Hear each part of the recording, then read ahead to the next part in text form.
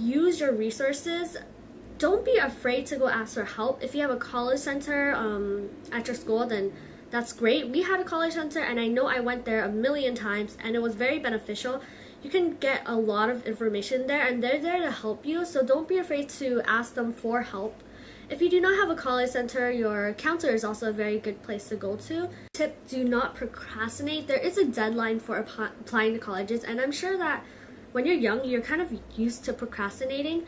And when it gets to the time of applying to colleges, you really should not procrastinate. Okay, so the first issue people like to ask me about is working while in school. And I think it is all up to you and how you feel about it.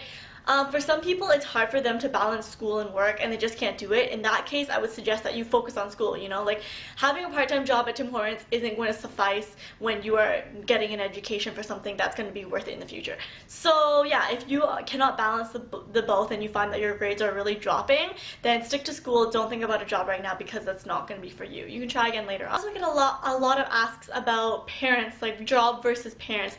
And if your parents don't want you to get a job, then they're probably nice enough to, you know, provide you with some money for you to spend. So, like, you know, as long as you prove to your parents that you can do it, then they should be okay with it, you know. You can always maturely talk to them and be like, hey mom, is it okay if I try out a job, and if my grades slip, then I'll quit the job, but if not, then it'd be really nice for me to keep the job. Today we're going to talk about how not to get pissed off, or a more formal way of saying it is how to avoid arguments, bickering, in general, how to live conflict-free. I want you guys to remember that you cannot be pissed off unless you let yourself be pissed off. And as Joyce Meyer said, when someone gives you offense, it doesn't mean you have to take it, right? And she kind of used a metaphor of when someone gives you a poisonous snake, you wouldn't take it, right? Because that snake's just gonna hurt you, it's damaging. So the question is, why do we hang on to this poisonous snake? Why do we keep it with us when it's just gonna continue to hurt us? So whenever someone tries to put you down, you tell yourself, I'm not going to take your offense. Okay? So girls, to save yourself from grief and drama, just accept that not everybody is going to like you. You just can't please everybody. And you have no control over what they feel or what they say. However, you do have control over yourself. You can control how you act and how you think. So the question is now, Bobs, how do I deal with this? And honestly, do you really need to deal with this? Obviously, the most simple way to deal with it is to mind your own business. There's no need to get too concerned or too caught up over this. But you don't know what she said about me. I know, I understand words can hurt. But remember, words are only just words, unless you let it become the truth. So before you get yourself caught up into girl drama or whatever you guys call it, and ask yourself these questions. Ask yourself, do you really have time for this? Do you need approval of other people to be happy? People assume things, doesn't mean it's really true. Do you want to become this person by being petty as well? And is this really a problem? I believe a healthy relationship consists a very healthy balance of trust, honesty, support, compromise, and respect. Why can't we see ourselves the way other people see us?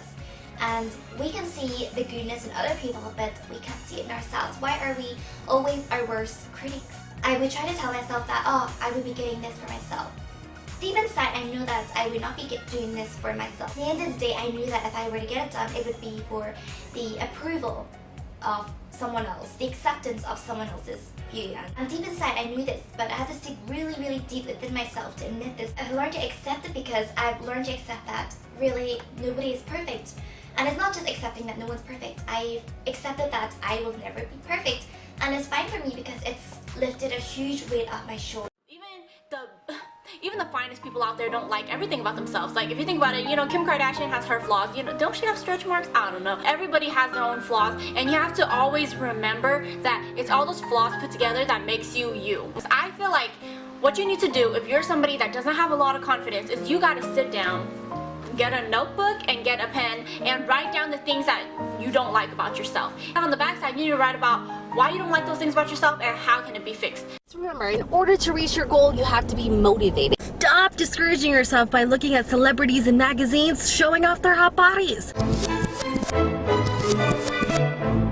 You ain't never gonna get that, girl, so you better work hard. Get a calendar that you can utilize to list your goals for the week. Have you guys ever heard of a dream board? Basically, it's a board where it contains pictures and words, and you can reflect all the things that you want to be or have in the future.